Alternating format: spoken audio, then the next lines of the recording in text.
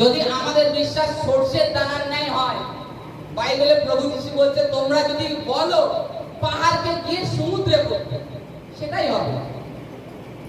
বিশ্বাসের কমা, কারণ বাইবেলে লেখা আছে বিশ্বাস, পবিত্র শাস্ত্র বাইবেল পড়ো, একে অপরের চর্চা করো, জানো তার বাক্যে কি বলছে, পবিত্র আত্মা কার কাছে কি বাক্য দেয়, একটা বাক্যই, সেই জিনিসটার চর্চাটা নেই।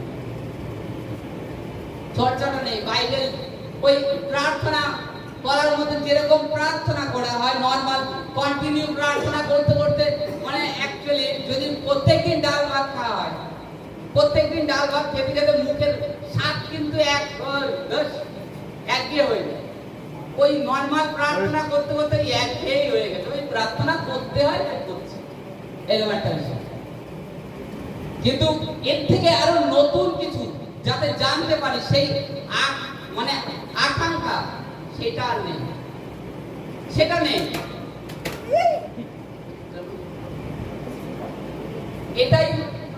এটাই এখন যে ঈশ্বরকে আরো জানি, ঈশ্বরের বাক্যকে আরো যেন শিখতে পারি, কিংবা আরো আরেকজনকে শেখাতে পারি, এই যে আকাঙ্ক্ষা যতদিন না আসবে ততদিন ঈশ্বর আপনার মধ্যে সেই পবিত্র আত্মার কার্য প্রকাশ হবে না।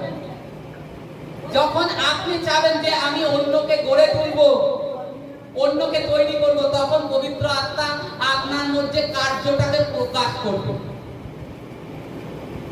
আপনার মধ্যে প্রকাশ করবে। তিনি কখনো যাবেন না, চিরকাল আপনার মধ্যে থাকবেন।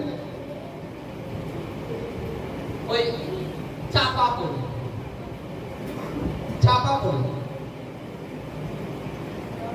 পড়ে থেকে যাবে, যেরকম সে বাড়তেও পারবে না, যেরকম সেরকম।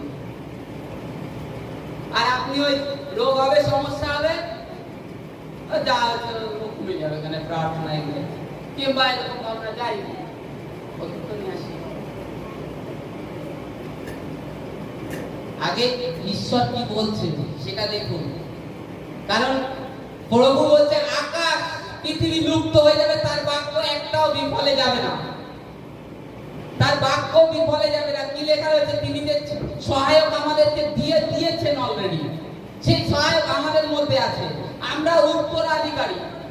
মেন আমরা বাইবেলের বাক্য বেশি করে চর্চা করি না পড়ার দরুনে ওই যেটুখানি পড়ছি, এই কারণের জন্য ভুলে যাচ্ছি যে আমি তো উত্তরাধিকারী, আমার তো সমস্ত অধিকার ঈশ্বর দিয়ে রেখে দিয়েছে, তা আমি কেন ভয় পাবো?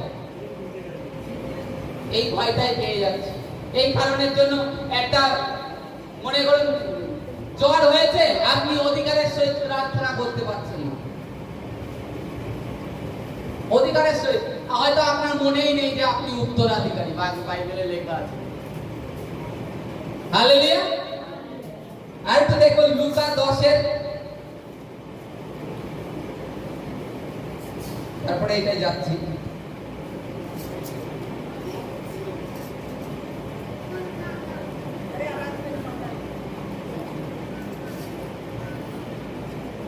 লুক 10-19।